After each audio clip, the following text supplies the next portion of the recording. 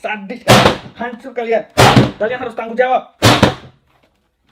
Forex muridku saat ini di Indonesia sudah lebih dari 1.200 orang. Di YouTube itu tuh banyak banget orang ngaku-ngaku saya sebagai ini, ahli itu. Tapi di Indonesia ini kenapa banyak orang yang kena investasi bodong dan abal-abal gitu ya? Karena orang Indonesia nggak ngerti value dari investasi. Kalau kita ngomongin forex, aku nggak setuju ini disebut investasi. Nggak usah jauh-jauh. Aku juga pernah ditawarin. Mereka minta kamu pindah ke broker saya, ajak semua murid-murid kamu, ajak semua member kamu pindah ke broker saya. Saya kasih rumah, saya kasih mobil, saya kasih.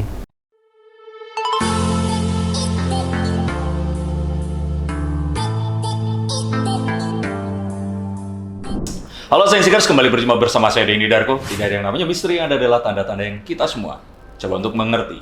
Bersama saya, ini adalah ini adik angkatan saya di ITB, di jurusan yang sama, dan kebetulan dia ini adalah seseorang yang, kalau saya pikir anak-anak seni rupa ini orang yang sanggup untuk mempelajari, menekuni sesuatu yang mungkin dia sukai, walaupun tidak ada latar belakang secara akademis, tapi akhirnya menjadi seseorang yang kita boleh bilang sukses. Termasuk saya pernah kemarin membahas adalah karya suit atau baju untuk, kalau kita bilang ini untuk para cosplayer, dan bahkan untuk para kita bilang ini orang yang memerankan tokusatsu itu live action di Jepang. Dia membuat baju Ultraman dan juga dibeli oleh salah satu suit actornya atau pemerannya. Ini adalah Daniel Kaito. Halo. Kita membahas sesuatu yang di judul tadi, mungkin kalian tertarik, tapi pasti bertanya-tanya, kok bahasnya sama orang yang bukan seorang pakar finansial atau apa? Karena pertanyaannya sebenarnya adalah pertanyaan yang banyak muncul dari, kalau kita bilang itu tamu saya atau klien saya, baca tarot. Mereka ini terjebak investasi bodong. Dan terakhir juga sedang viral di sosial media, di YouTube, ada Maruna Zara ya. Maruna Zara. Jadi ada abang-abang gitu, ada om-om pakai kupluk terus brewok, terus mukul-mukulin laptop di situ. Ya. Sadis, hancur kalian. Kalian harus tanggung jawab. Dan dia menyebut beberapa nama influencer yang dia tuduh di situ melakukan dugaan penipuan. Nah, di luar itu sebenarnya ada satu kegelisahan tertentu, karena memang bidang-bidang seperti investasi ini kan, kita tarik ke jauh ke ini dulu, keluar dulu ya. Investasi ini kan sesuatu yang orang berpikir kalau dengan mereka melakukan investasi, mereka ini kayak pindah ke kuadran yang lain. Kalau baca bukunya Robert Kiyosaki, dan kalau zaman dulu MLM lagi banyak, itu kan orang dihimbau untuk berpindah kuadran. Dari yang sebelumnya kerja, menjual waktunya, terus kemudian menjadi, kerja itu menjual loyalitasnya, terus profesional seperti saya menjual waktu. Nah, ketiga tuh business owner, itu berarti menjual dedikasinya. Dan yang ketiga investment. Karena katanya tingkat tertinggi untuk mengakuisisi wealth itu dari investasi. Nah, ternyata banyak orang-orang yang terus kemudian mereka ini merasa investasinya itu di jalan yang benar, tapi mereka malah hilang semuanya. Coba dijelasin dulu aja deh, kalau menurutmu gimana? Karena saya taunya kamu ini lately itu menjadi seorang profesional trader juga. Dan terus kemudian juga membagikan apa yang kamu rasa itu baik, betul dan benar. Betul dan benar belum tentu sama ya.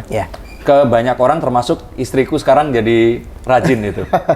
Jadi aku percaya seluruhnya kepada kamu, bro. Coba dijelasin dulu. Oke, sebelumnya buat teman-teman yang belum kenal, saya itu bergerak di trading forex juga. Beneran trading forex ya, jadi bukan binary option gitu. Jadi kita memang benar-benar main di trading forex. Kok itu beneran, kok enggak? Nanti kamu tapi janji jelasin ya? Oh, jelasin, pasti jelasin. Cuman ini aku kasih dulu latar belakangku. Aku trader forex dan juga mentor forex. Muridku saat ini di Indonesia sudah lebih dari 1.200 orang. Ada yang dari... Sebentar, dipotong dulu. 1.200 itu bukan, kan ada yang bilang nih, mentor abal-abal. Mentor cuman, jual nama. Kalau 1.200 orang itu ditanya, lebih banyak puasnya dong. Lebih banyak apa? Puas. Ini orangnya orang asli kan? Orang Dan kalau ditanya, dia akan puas dong, bukannya malah istilahnya, oh saya nggak puas kemarin dan sebagainya. Itu bisa dibuktikan gitu maksudnya? Bisa dibuktikan. Oke, lanjut. Oke. Karena banyak orang ngaku-ngaku kalau Iya. di YouTube itu tuh banyak banget orang ngaku-ngaku saya sebagai ini, ahli itu, tapi nggak bisa di cross check gitu. Oh iya. Ya lanjut. Oh, well, kalau aku kebetulan murid di Indonesia ada banyak seperti itu, yang sukses juga sudah lumayan banyak. Juga punya murid dari Singapura, Malaysia, dan yang paling jauh dari Iran. Oke. Dari sampai Iran. Jadi ya lumayan bisa lah trading lah gitu ya. Ya, Mungkin oke. aku nggak akan bilang aku yang benar-benar wah, ya, tapi lumayan ngerti lah gitu ya. Dan aku kalau misalkan melihat dunia finansial, jadi kan aku belajar forex itu juga gara-gara melihat tentang finansial. Oke. Jadi dimulai dari waktu aku kuliah, aku kebetulan berangkat dari orang yang nggak punya di keluarga aku tuh bukan orang yang punya, bukan orang berada. Jadi kita mikir dengan keras gitu ya, gimana caranya ngubah nasib kita. So dulu selalu berpikir bahwa cara untuk bisa mengubah nasib gitu ya, kita harus tahu bagaimana caranya orang kaya Yes. menjadi kaya gitu ya. So kalau mau tahu bagaimana cara orang kaya menjadi kaya, kita harus belajar tuh. Sebentar, orang kaya menjadi lebih kaya lagi. Orang kaya menjadi lebih kaya, betul. Iya. Ya betul. Kalau Orang kaya kan kaya nggak menjadi kaya. lebih kaya, Iya. betul. Ya, menjadi lebih kaya. Kita harus lihat nih, kenapa mereka bisa seperti itu. Dan sebenarnya mereka itu menekuni hal yang kita sebut dengan investasi. Tapi di Indonesia ini kenapa banyak orang yang kena investasi bodong dan abal-abal gitu ya? Karena orang Indonesia nggak ngerti value dari investasi. Atau mungkin mereka nggak menekuni. Dan mereka nggak paham apa itu investasi. Jadi kalau misalkan, saya selalu ngomong ke murid-murid saya, kalau kita ngomongin investasi itu apa sih? Investasi kan dari kata invest ya. Invest itu artinya menanam. Ya. Menanam apa sih? Menanam sesuatu yang sifatnya bertumbuh. Kan benih itu bertumbuh gitu ya. Jadi kita harus menanam sesuatu yang sifatnya bertumbuh. Atau kita sebut dengan kata aset. Oke. Jadi baru bisa dikatakan investasi jika kita memiliki aset. Gitu ya. Problemnya adalah orang Indonesia nggak ngerti apa ini aset. Gitu. Orang Indonesia tidak bisa membedakan apa itu bisnis dan apa itu investasi. Oke. Gitu. Nah, pemahaman seperti ini justru yang paling krusial. Karena kalau mereka tidak mengerti, mereka tidak bisa mengerti value dari investasi. Oke. Nah, kalau nggak ngerti value dari investasi, gampang dikibulin. Oke. Gitu. Aku ngambil contoh. Kalau kita ngomongin program investasi itu kan orientasinya sebenarnya kan yang bikin orang tertarik berinvestasi adalah embel-embel nggak perlu kerja, nggak perlu ngapa-ngapain tapi kaya. Oke. Sebelum itu kita coba mundur sedikit ke tadi Bro kan sampaikan aset. Aset itu berarti kan yang bertumbuh. Iya, betul. Oke. Kalau dia nggak bertumbuh malah Bukan membebani namanya liability. Ya. Jadi apapun yang kita miliki itu selalu bisa dikategorikan antara dua. Ya, aset atau liability. Betul. Nah, saat liability artinya secepat mungkin ya harus dilepas. Betul. Berarti saham atau forex pun yang kalau ternyata tidak menguntungkan itu jatuhnya liability juga dong. Jatuhnya liability, tapi kesifatannya kita lihat juga. Apakah nanti kedepannya akan punya potensi? Contoh gini, kita menilai sesuatu itu bisa dikatakan aset atau tidak adalah dari benda ini secara kesifatan memang bertumbuh atau tidak. Contoh, kalau kita ngomongin emas, kita membeli emas karena apa? Karena kita tahu emas itu memang kesifatannya bertumbuh, nilainya bertumbuh mengikuti inflasi dari seluruh dunia. Betul. Dia akan terus meningkat. Jadi emas secara kesifatan harganya akan terus berharga karena dia memang adalah sumber daya alam yang tidak dapat diperbaharui. Oke, kalau secara value artinya jumlahnya tuh segitu-gitu aja. Segitu-gitu aja dan makanya harganya naik terus. Naik terus. Iya. Tapi kita fokus kepada sifatnya nih. Si barang ini memang dia akan bertumbuh. Contoh, ketika kita memiliki sebuah saham itu sebenarnya apa sih? Dia kan kepemilikan dari sebuah perusahaan. Perusahaan, betul. Perusahaan itu dibuat dengan anggapan akan menjadi lebih besar gitu ya. Jadi secara kesifatan si saham ini adalah sesuatu yang akan bertumbuh. Betul. Gitu. Tapi kalau kita ngomongin forex, aku nggak setuju ini disebut investasi. Aku pribadi. Kenapa? Karena yang diperdagangkan pada forex adalah value mata uang. Dan itu di-compare dengan mata uang yang lain. Gitu. Jadi kalau misalkan kita nggak bisa bilang US dollar akan selamanya lebih baik dibandingkan GBP. Nah, karena tidak bisa bilang hal seperti ini, kita tidak bisa mengatakan bahwa sebuah mata uang itu akan terus berkembang. Karena diadunya dengan ekonomi negara yang lain. Jadi kalau saham itu tergantung dari pengelolaan perusahaannya. Iya, dengan anggapan dia akan terus berkembang. Ya. Nah, kalau seandainya forex dari pengelolaan negaranya. Dan negaranya. Anggapannya bahwa perekonomian negara itu akan terus maju. Iya, tapi karena di-compare dengan negara yang lain, ekonomi negara lain, Yeah. maka kita nggak bisa mengatakan bahwa negara ini akan selamanya lebih tinggi dibandingkan negara yang lain. Yeah. Nah ini masalahnya. Makanya aku bilang, aku pribadi tidak menganggap dunia trading forex, cuma forex ya, beda dengan saham, itu sebagai sesuatu yang bisa dikatakan investment. Oke. Ini cuman sekedar bisnis. Nah, jadi aku membedakan antara investment dengan bisnis. Investment itu harus memiliki aset. Oke. Artinya barangnya kita diemin aja dia bertambah. Contoh tanah, Ya. ya kan? Kita diemin bertambah. Tapi mata uang kalau kita nggak tradingin nggak bertambah. Iya. Iya.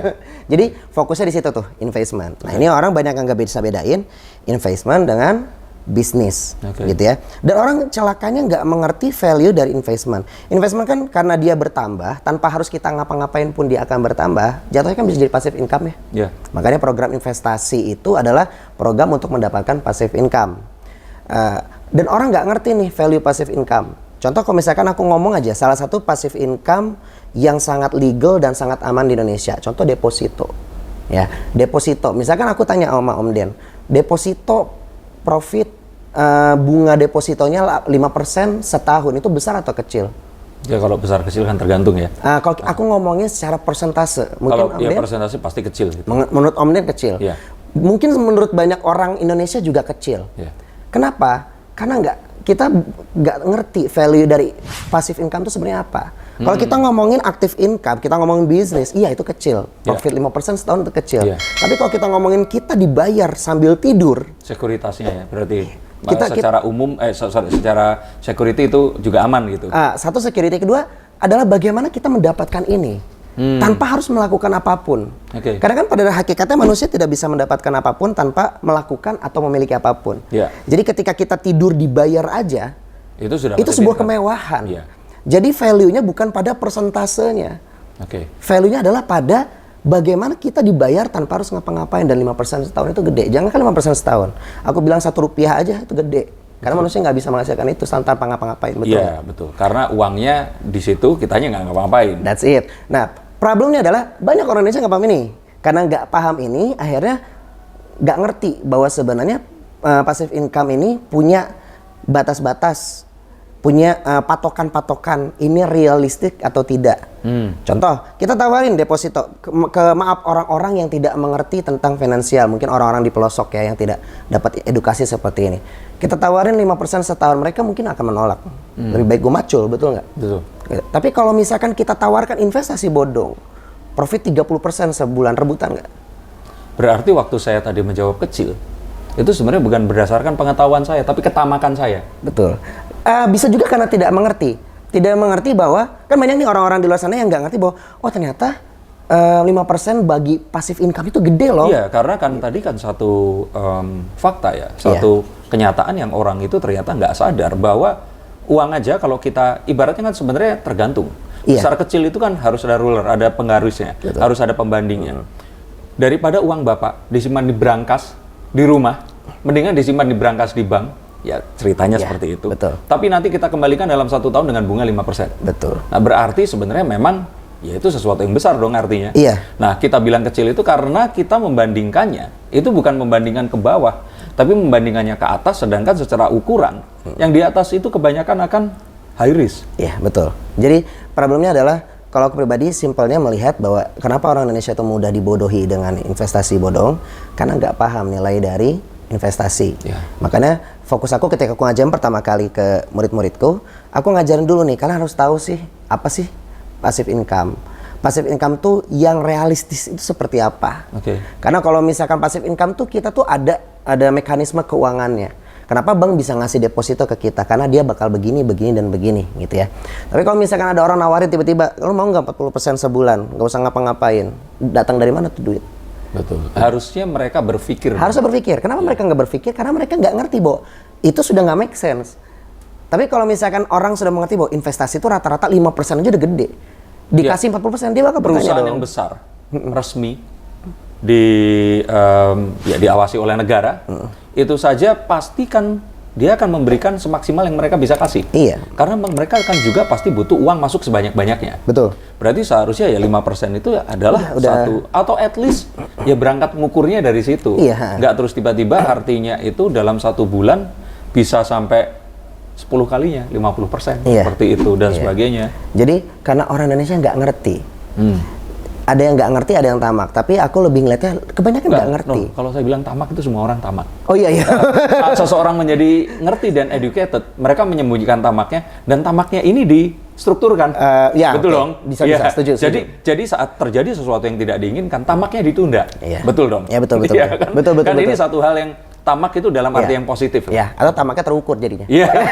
Iya, betul. Bisa. Oke. Intinya adalah ini sayangnya adalah di Indonesia tuh banyak yang tidak teredukasi tentang ini sehingga mudah banget dibohongi. Menurut data kenaikan korban dari investasi bodong di Indonesia saat ini makin gede. Kenaikan dari money game di Indonesia saat ini makin besar itu karena orang-orang ini banyak yang nggak paham tentang hal-hal Oke, seperti tadi ini. ada banyak sekali istilah ya. Karena saya memposisikan penonton di sini tuh benar-benar awam dan it's okay buat jadi awam.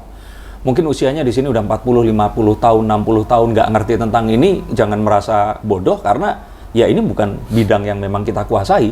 Ya. Dan jangan malu untuk bertanya. Ya. Tadi ada istilah-istilah seperti investasi, aset, liability semua dijelaskan. Tadi bilang money game. Coba jelaskan menurut Daniel, money game itu opo? Oke, money game itu sebenarnya simpel ya. Jadi dia ini sebenarnya trap yang biasa dilakukan oleh orang-orang yang dia tuh biasanya menerapkan prinsip monkey business biasanya di awal-awal. Entah itu Ponzi, entah itu monkey business gitu ya. Intinya adalah orang ini akan mengambil keuntungan dari orang-orang di bawahnya. Dari orang-orang di bawahnya diambil. Bisnis piramida berarti. Bisnis piramida. Jadi dia mencari banyak orang di bawahnya, lalu mengambil keuntungan dari mereka. Lalu ketika yang ikut, yang daftar, yang mengikuti mulai sedikit, mereka cabut. Oke. Ya, gitu.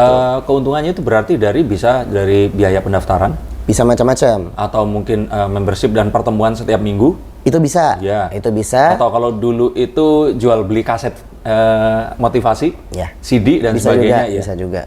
Jadi intinya adalah sebenarnya money game ini perbedaannya adalah keuntungannya itu sebenarnya yang kalian dapatkan itu bukan keuntungan yang kalian dapatkan murni dari kemampuan kalian sendiri, tapi biasanya itu adalah hasil dari Merekrut orang. merekrut orang dari atas. Jadi maksudnya biasanya tuh perusahaan ini si orang yang punya duitnya di awal nih bakar duit sehingga kalian percaya, kalian ikut mainannya, sistemnya. Ketika kalian ikut, duit kalian udah diambil semua, dia cabut. Gitu. Jadi ini prinsip dasar money game di Indonesia. Bisnis monkey bisnis juga seperti ini. Kalau misalkan kita pelajari, nah ini yang harus kita pahami bahwa hal-hal seperti ini sangat marak saat ini. Gitu karena ya tadi apalagi sekarang Covid ya. Ya, orang kan nggak bisa kerja. Nggak bisa kerja loh. Mereka pengennya ya sesuatu yang sifatnya instan. Ya, Dan frustasi. mereka ini dalam kondisi kepepet juga. Ya. Saya nggak menyalahkan, tapi juga menyalahkan untuk orang-orang. Bener loh. Iya, karena, betul, karena betul. begini, mohon maaf nih. Ini ada salah satu, kalau saya bilang ini klarifikasi atau jawaban dari orang yang disebutkan oleh si Naru ini tadi. Oh iya. Nah, dia bilang, Bang Bewok banting laptop itu, kalau pas lagi profit, dia pasti nggak akan ngomong. Pas sekarang zong aja dia seperti itu gitu. Jadi hal seperti ini juga nggak bisa disalahkan karena memang ya saat permintaan itu ada, prinsip ekonomi aja ya. Demand, supply. Iya, supply akan tetap terjadi. Ya, betul. Gitu. Oke, tadi kan money game tuh. Dan kita nggak mau klasifikasikan lah ya, money game ini nanti aja. Terus artinya kalau tadi sudah dijelaskan tentang forex itu apa, saham itu apa, money game itu apa. Nah, sekarang itu orang-orang banyak yang bertanya tentang, kita langsung masuk ya sekarang, yang dikomplainkan ini ternyata adalah sebuah praktik yang dinamakan dengan binary option. Ya, itu salah satu dari yang lagi rame ya. Ya, kalau dulu kan iklan pertamanya yang rambutnya lepek itu. Si Budi ya. Budi yang sadarkah Anda bahwa apalah pokoknya itulah. Itu apa sebenarnya? Oke, jadi gini. Sebenarnya gini, kalau kita ngomongin tentang binary option, kita harus tahu dulu tentang trading ya. Jadi kalau kita ngomongin trading, ini banyak orang juga yang nggak paham trading itu dibilangnya ya forex. Padahal trading itu sebenarnya kan kata kerja ya. Ya sebenarnya saat kita seorang wira swasta itu ya melakukan trading, dia kan trader kan. Jual beli sebenarnya. Iya. Jadi, Trade itu tukar sih sebenarnya. Trade itu tukar ya, pertukaran. Iya. Tapi karena sekarang ada mata uang, Ya, itu yang digunakan sebagai nilai tukar Iya, itu tadi. betul. Jadi intinya adalah sebenarnya trading itu kita nggak hanya berkutat pada satu instrumen. Jadi kalau kita ngomongin trading itu sebenarnya luas. Ya, tapi penyempitan makna. Sekarang kesannya forex atau robot atau kripto dan sebagainya. Padahal sebenarnya ini sebenarnya pengertian luas nih. Kita jualan sendal jepit juga masih bisa disebut trading sebenarnya. Ini pun trading. Ini pun trading. Ya, kita menyampaikan informasi, kalian membayar dengan AdSense. Ya nggak apa-apa lah ya. Iya, Gitu. makanya. Nah, ya trading seperti itu. Nah, cuman yang kita bahas kali ini mungkin lebih ke trading forex. Karena apa? Karena binary option itu sebenarnya itu kalau kita boleh ngomong dia itu adalah fake-nya trading forex.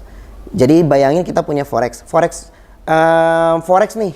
Terus kita jadikan itu sebagai turunannya nih. Kita jadikan turunannya sebagai bentuk betting sebenarnya. Jadi sebenarnya binary option itu pada dasarnya Bet itu taruhan. BET, betting, betul. taruhan ya. Sebenarnya dia taruhan. Oke, saya nonton salah satu videonya Roy Sakti. Oh iya. Roy Sakti ini kan memang terkenal sudah bertahun-tahun ini, lebih dari 10 tahun mungkin ya, pakar kartu kredit. Ya, betul. Dia mengajarkan kepada kita bagaimana menggunakan kartu kredit dengan bijak. Ya, betul. Dan kalau memang mau kalau kita bilang itu mempergunakannya itu untuk sebagai modal usaha, dia itu sepertinya yang saya tangkap itu mengajarkan cara yang bijak mengelola betul, itu tadi. betul. Nah, dia tuh mengatakan bahwa ya ini masuknya perjudian. Iya betul. Jadi ini masuknya itu 303 kalau seandainya pasal ya, karena perjudian sendiri itu tidak dilegalkan di Indonesian soil, di tanah Indonesia. Di tanah Indonesia. Oke. Tapi kalau di luar negeri dilegalkan ya kita nggak tahu itu. Ya, betul. Jadi artinya di sini sebenarnya dia mengatakan bahwa binary option itu adalah betting. Iya. Tapi beraroma trading forex. Tapi nah, bukan sama forex. seperti misalkan judi bola. Judi bola di internet itu kadang-kadang saya mikir, hari ini kan nggak ada pertandingan ya. Iya. Ya kan? Tapi kok bisa pasang? Iya, bisa kan? pasang terus ya. Oh, ternyata itu memang aromanya sport aja. Iya. Nggak harus ada pertandingan bolanya gitu loh. Betul. Tapi saya kan mikir, ini jangan-jangan ada pertandingan tarekam di mana yang oke, coba tebak ini siapa yang akan menang, seperti itu. Saya pikir, tapi ternyata ya nggak ada sesuatu yang sifatnya itu mendunia atau menasional, nggak ada liga, kok ada pasang-pasang kayak begini. Artinya berarti, sebentar, kalau kita tarik jauh lagi, ya mereka nggak salah dong ya. Mereka cuma nggak ngomong aja kalau mereka ini sebenarnya betting company, betul nggak? Dibilang salah enggak salah, dibilang nggak salah juga kayaknya salah deh. Afiliatornya tapi bilangnya gini loh, saya kan nggak pernah ngajak. Saya nggak pernah menyuruh, saya tidak pernah memaksa, nah begitu. Kalau bagian itu memang mereka nggak salah. Tapi ketika mereka mengetahui bahwa ini adalah sistem yang korup, dan mereka nggak memberitahukan. mereka tidak memberitahukan, mereka melakukan, bahkan mereka mempromosikan, itu bentuk tindakan kesalahan. Betul, kan? tapi gini, sebenarnya kalau dibilang mempromosikan nggak terus, ayo. Mereka kan cuman pamer naik mobil mewah, motor mewah, muncul di acara TV dibilang crazy rich seperti itu. Ya. Mereka kan nggak bilang ini kan? Betul, tapi secara tidak langsung apa yang mereka lakukan itu sebenarnya bagian dari promotion. Oh iya, Iya. tapi kan balik lagi lah. Ini kan sesuatu yang abu-abu, bro. Iya, memang. Betul, Makanya aku bilang, dibilang salah, nggak salah. Dibilang nggak salah, Ya salah. ya salah gitu. Karena gini, kalau dibilang mereka salah karena jebak orang, ya tadi seperti kata Om Den. Oke, tapi Gitu. sebelum itu maju lagi deh. Kenapa kok kamu boleh bilang ini betting? Oh, iya. Apa buktinya? Mereka kan bilang, loh ini ada candlestick-nya loh. Ya. Ada semuanya loh. Ya. Naik turunnya sama, bener-bener real loh kalau buat orang awam loh kalau saya. betul. Itu. Kok kamu berani-beraninya bilang itu betting? Ayo coba. Oke, sekarang. karena gini, sistem ketika kita berdagang, kan trading kan kita ngomong perdagangan lah ya. Perdagangan mata uang. Gak usah perdagangan mata uang deh, perdagangan apapun. Misalkan Om Denny beli baju. Oke. Satu lusin, 12 pieces. Dengan harga satu piecesnya itu di 10.000. Oke. Oke? And then ketika Om Denny naikkan dia ke 2.000, ke 12.000 berarti per piecesnya jadi untung 2.000. Iya, ada selisihnya. Ada selisihnya. Kalau misalkan Om Denny naikin ke 14.000, untungnya makin gede nggak? Betul dong. Kalau dinaikin lagi makin gede. Oh iya. Ah, ya, diturunin makin kecil. Yes. Jadi keuntungan dan kerugian Om Denny adalah tergantung dari pertambahan pada nilai itu, betul nggak sih? Betul. Oke. Begitu juga pada forex yang sebenarnya. Makanya aku bilang kalau misalkan kalian yang alergi pada binary option, jangan serta-merta menyamakannya dengan forex karena sebenarnya ini sangat berbeda. Kalau kita ngomongin forex itu sistemnya adalah penjualan mata uang. Artinya keuntungan kita itu tergantung dari kenaikan dan penurunan harga. Semakin naik atau semakin turun, keuntungan kita makin besar. Ya binary option kan ceritanya begitu. Enggak. Kalau binary option cukup begini, Om Den.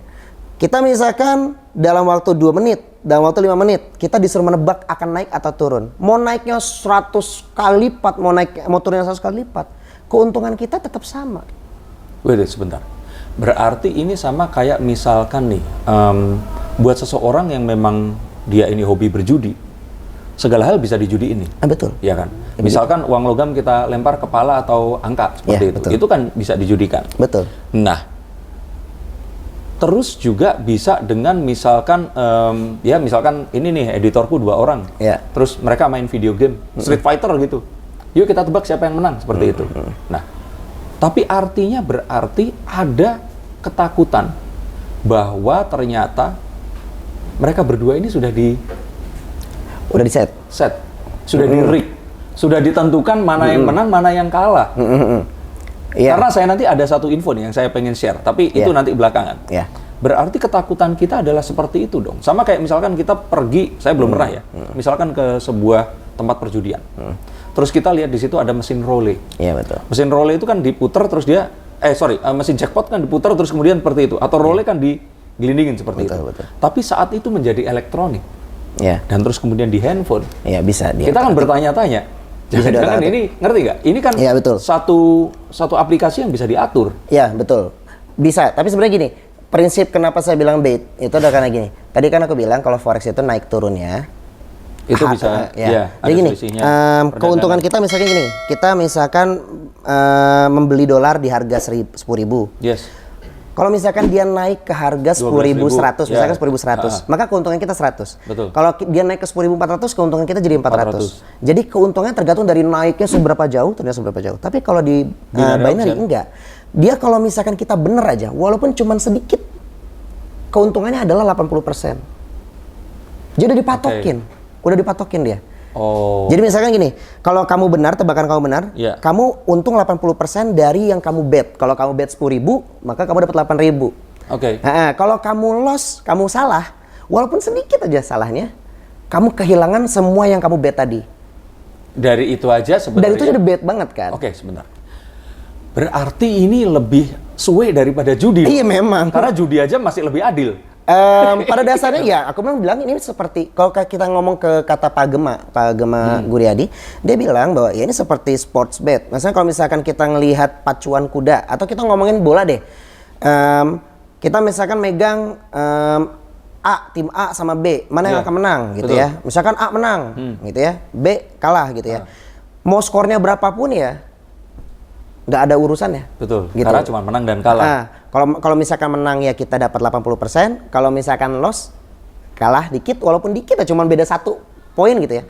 Kita lossnya semua yang kita betkannya itu lah. Atau adu penalti sekalipun ya tetap aja ya. Iya, jadi baitnya seperti itu.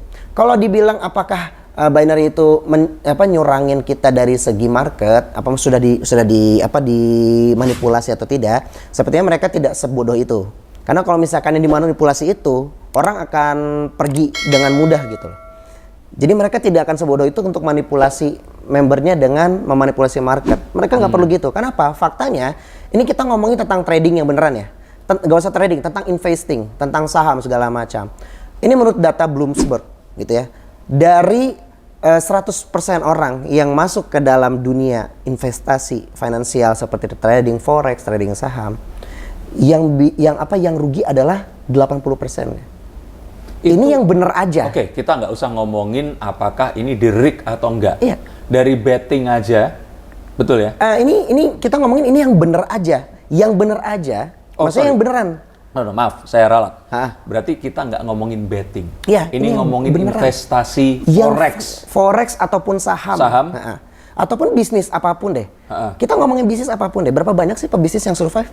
Berarti ini adalah, ini berarti kan mirip Pareto.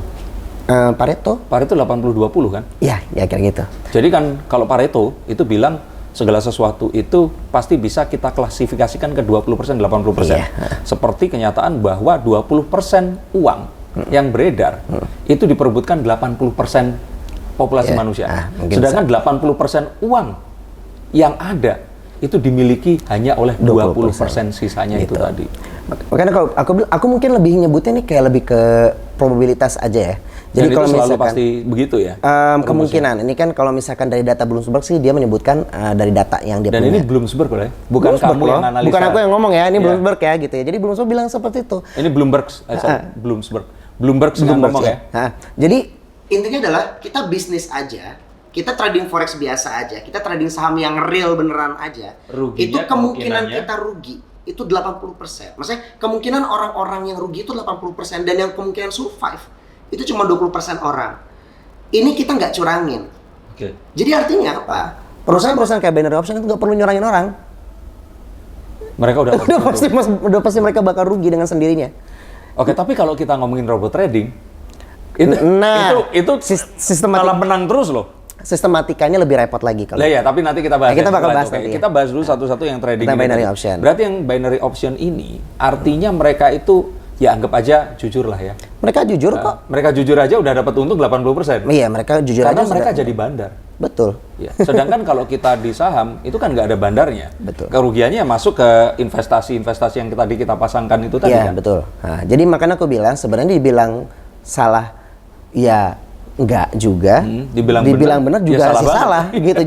Jadi mereka ini memanfaatkan greed manusia. Mereka memanfaatkan kebodohan kita gitu ya. Mungkin bukan kebodohan, kemalasan untuk belajar. Ya bisa diartikan seperti itu. Iya dong, dirimu juga seperti sekarang kan dulu bodoh awalnya. Oh iya, aku dulu kan juga ikutan binary option. Nah, ya, makanya. Dan dibodohi juga, diambil uangnya ruginya gitu. juga banyak sekali gitu ya. Cuman di sini aku melihat bahwa ya tadi, aku sebenarnya jadi kita harus menilai nih sesuatu ini salah itu berdasarkan apa sih gitu ya. Kalau binary option, yang aku lihat tuh bukan masalah mereka nipu ya, tapi intinya adalah mereka secara platform saja sudah tidak benar nggak diungkap semuanya. Maksudnya secara platform aja mereka kebutuhan mereka itu peruntukan mereka memang untuk betting sebenarnya pada dasarnya.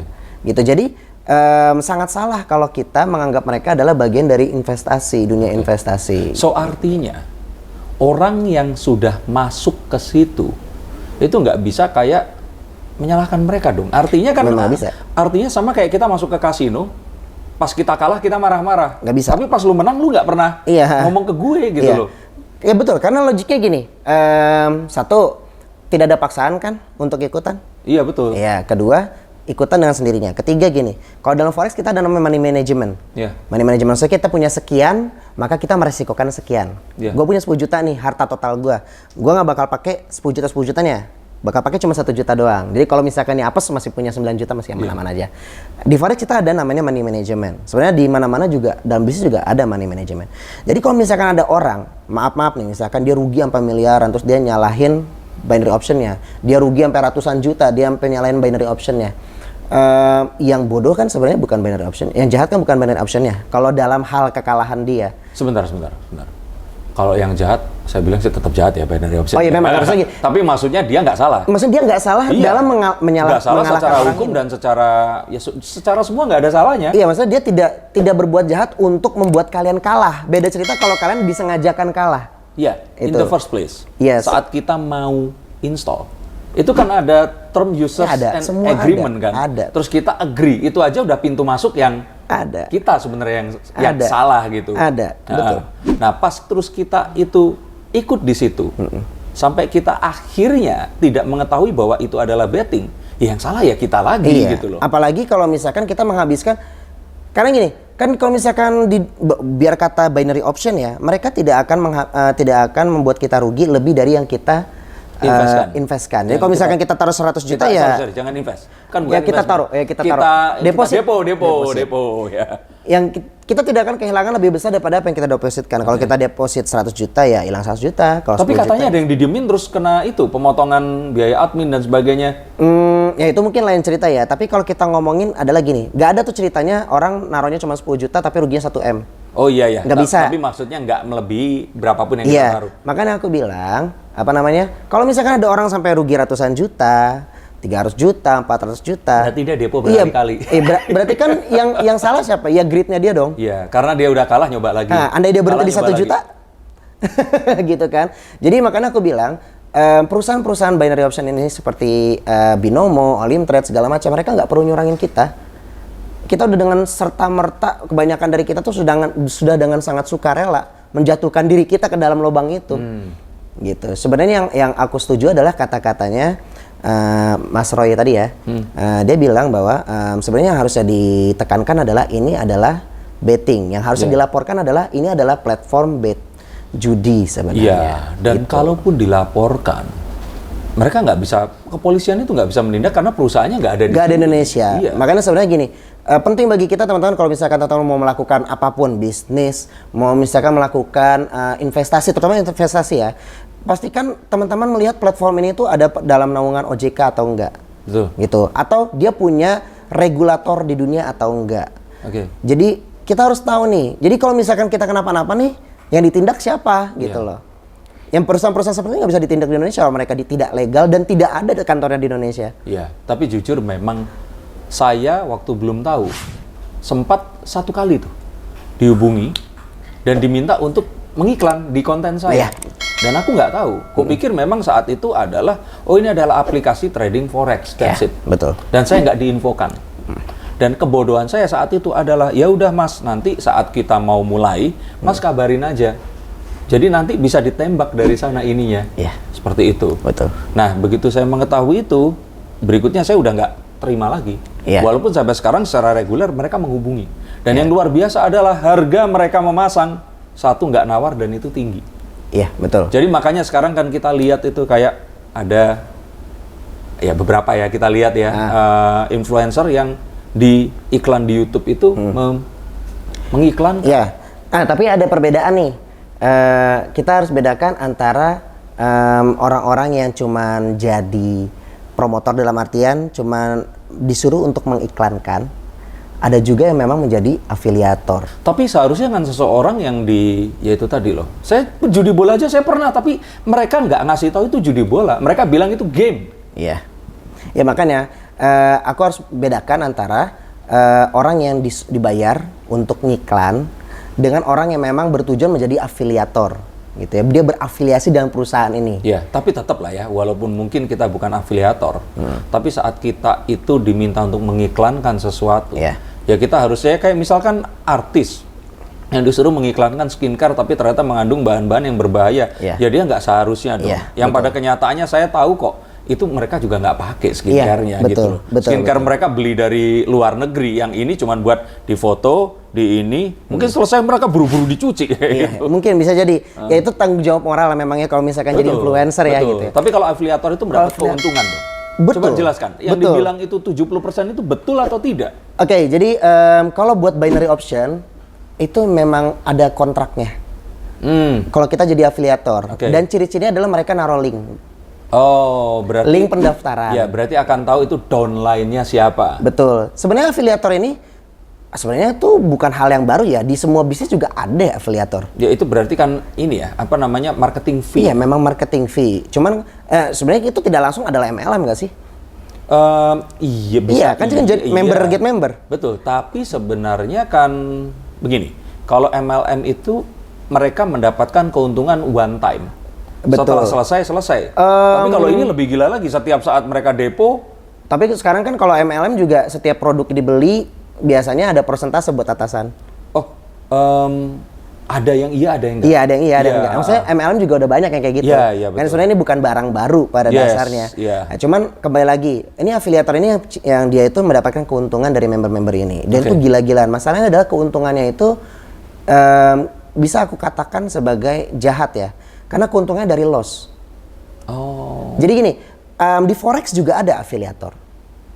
Di forex itu di hampir semua broker itu ada afiliator juga. Tapi keuntungan pada afiliator di forex itu tidak ditentukan dari loss atau profit member. Tapi? Ditentukan dari gini, setiap kita trading, kita harus bayar komisi, kita harus bayar spread kepada broker. Kan itu kan upahnya broker nih. Betul. Untuk kita bisa transaksi, kita harus bayar ke mereka. Oke. Dari keuntungan broker ini, dibagi sedikit nih buat si afiliatornya dia. Atau mungkin istilahnya ada lagi introductory. Iya, introducer IB ya? broker, atau kita sebutnya IB. Nah, IB itu sistemnya gitu. Keuntungan broker ini dibagikan sedikit lah. Jadi keuntungannya itu bukan dari loss member atau profit member. Keuntungannya adalah dari ya setiap dia transaksi berapapun itu mau profit mau untung, dia tetap dapat Dan dari itu komisi. sesuatu yang wajar. Itu karena sangat kan wajar. Apapun juga ada persentase. Betul. Itu kan adalah sesuatu yang wajar ya, dan itu tidak buruk pada dasarnya ya. Tapi ketika kita mendapatkan keuntungan dari lost member dan kita mengajakan secara sengaja gitu ya, melakukan secara sengaja gitu ya, Mengeloskan mereka. Emang bisa? loh, sekarang kalau misalkan kita ngajarin teknik-teknik yang nggak benar, terus member loss, kan untung dong. Misal, aku ngajarin teknik yang membuat memberku mengeluarkan duit sangat banyak. Iya. Ayo, pakai teknik ini aja, pakai teknik kompensasi. Kalau misalkan di binary itu sering kayak gitu. Iya. Teknik kompensasi. Kalau misalkan kita kalah satu kali, kita naikin 2 kali, naikin lagi 3 kali, naikin lagi 4 kali. Betul. Itu kan teknik-teknik yang sebenarnya itu menghabiskan duit loh. Iya, betul. Ini kan sebenarnya tidak baik ya, gitu ya. Kalau kita misalkan mengajarkan itu secara sadar kepada murid-murid kita, itu kan secara tidak langsung kita mengharapkan mereka loss dong. Betul. Jahat dong. Gitu ya. Jadi makanya aku ngelihat sebenarnya yang jahat dari binary option ini di afiliatornya tadi itu, mereka mendapatkan keuntungan dari loss. Sehingga mereka nggak punya tanggung jawab moral kepada membernya. Karena gini, sekarang logikanya gini, kalau misalkan afiliator forex mau mendapatkan keuntungan dari membernya, kalau misalkan member-member ini diajarin cara yang salah, terus dia loss, bakal trading lagi nggak? Seharusnya sih enggak. Nggak bakalan. Kalau misalkan dia nggak trading, berarti keuntungan si afiliatornya turun Habis dong. iya. Berarti mau nggak mau si afiliatornya harus ngajarin cara yang bisa bikin membernya profit, setuju nggak? Sehingga Harusnya. membernya trading terus. Iya, karena keuntungannya ada dari situ juga. Iya. Jadi ada nilai jawab, positifnya setidaknya di situ. Gua harus ngajarin yang benar biar dia trading terus, biar gua dapat duit. Kan mikirnya seperti itu nih kalau afiliator forex. Betul. Tapi kalau ini kan enggak. Lu kalah juga gua dapat duit. Lu nggak kalah, gue dapat duit dari video, karena afiliatornya dibayar per video. Oh, oke. Gitu. Ada kontraknya. Iya. Makanya saya tuh kadang-kadang begini. Umur saya 44 tahun. Ya. Dan dalam hidup itu ya keajaiban tuh saya tahu. Ini akan ajaib segimana ajaib dan disebabkan oleh apa. Ya. Jadi kalau ada orang yang terus kemudian bukan siapa-siapa, terus tiba-tiba dalam waktu rentang kurun mungkin kurang dari 1 tahun atau 2 tahun, tiba-tiba muncul bagi-bagi uang, beli mobil dengan cash, Mudahnya. iya, dan pamer nih yang saya nggak masuk akal gitu. Yeah. Karena kalau tadi Daniel bilang kan lahir di keluarga kurang beruntung kan. Saya lahir di keluarga yang sangat beruntung. Dan pengajaran pertama dari orang tua saya, ini bapak saya ada di bawah, jangan pamer. Iya, betul. Karena kita nggak pamer aja, orang datang itu pinjam duit atau minta duit gitu loh. Jadi jarang banget orang itu seperti itu gitu. Kalau orang memang kaya beneran, itu nggak pamer bro. Iya, karena ini kegelisahan saya adalah ini tiba-tiba nama orang nggak tahu, terus tiba-tiba muncul bagi-bagi seperti itu, dan kita cari track recordnya. Orang harusnya kan ada kan track recordnya. Betul. Misalkan kamu nih ya, Om, kemarin kostumku dibeli sama suit actor asli. Masa? Waktu aku cek di Instagramnya, emang iya gitu loh. Terus misalkan nih, aku ini udah sekian tahun. Kita bisa backdate Instagram atau apapun. Memang kamu ada gitu. Iya. Ini kan sesuatu yang memang bisa dibuktikan. Iya, betul. Jadi nggak terus ujuk-ujuk kayak misalkan saya nih, tiba-tiba saya baca tarot seperti itu. Orang kan nggak segampang itu percaya, kan ditarik mundur 10 tahun yang lalu. Iya atau enggak, ini kan sesuatu yang tapi orang-orang ini tuh kayak hantu, mereka nggak ada. Jadi seakan-akan saya berpikir, ini jangan-jangan duitnya ini dititipin, atau diduga cuci duit, atau apa sih gitu loh. Karena kalau saya lihat ya, dan semua itu memiliki, nggak semua ya, tapi maksudnya itu akhirnya yang dicetak. Ini tuh yang kayak punya kisah, oh dulu itu pernah jadi apa, maksudnya apa tuh kayak tukang parkir, cuci mobil, apapun. Terus sekarang ini di-set menjadi seseorang yang dan prosesnya tidak terlihat. Maksudnya prosesnya itu tidak terlihat. Betul. Itu yang problemnya. Bukannya kita iri, tapi kan kalau prosesnya bisa diikuti kan. Nah, orang menganggap bahwa mereka itu mendadak kaya karena trading. Oke. Dan itu pada masalah. kenyataannya itu bukan trading. Ya. Sebenarnya yang menarik ada perusahaan-perusahaan seperti ini banyak kok yang melakukan praktik seperti ini. Jadi dia milih orang-orang yang tidak dikenal, orang-orang yang historinya tidak diperhatikan orang lain,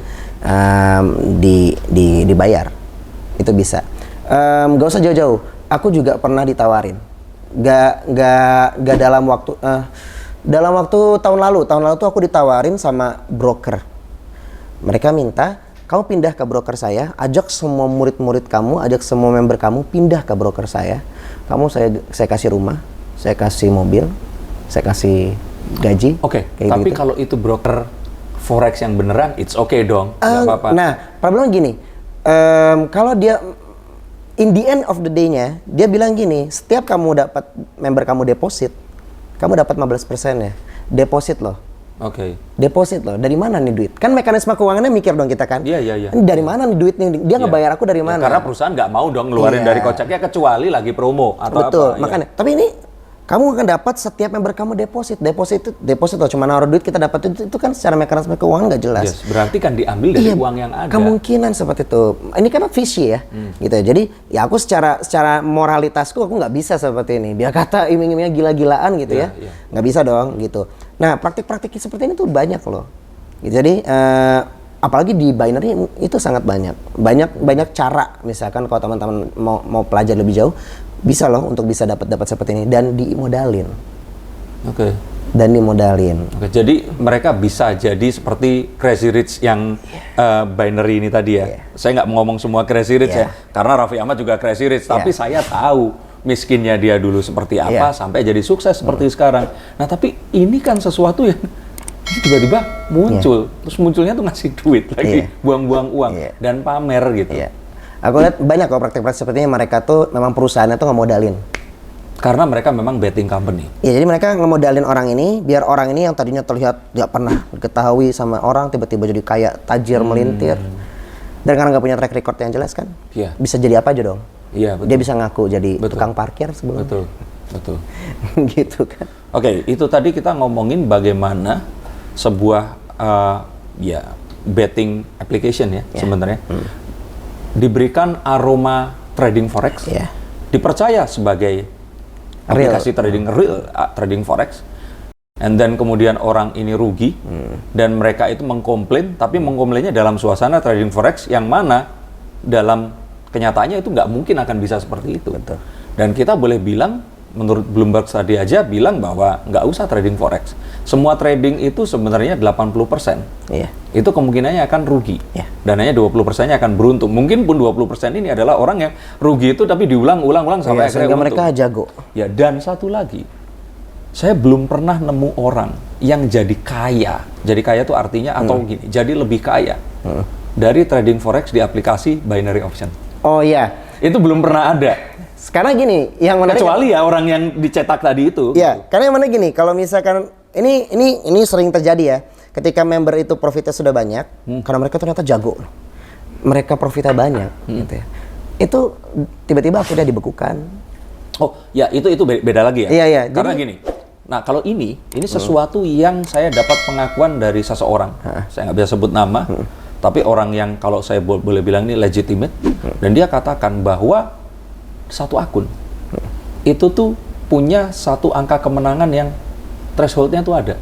Oh iya, dibatasi. Nggak akan mungkin. Iya, itu. Begitu dia menang lagi, mereka akan bisa untuk nyulitin withdrawal atau itu freeze atau apapun itu tadi. Terus saya sesimpel nanya, loh, Mas, itu bukannya akunnya ada banyak ya?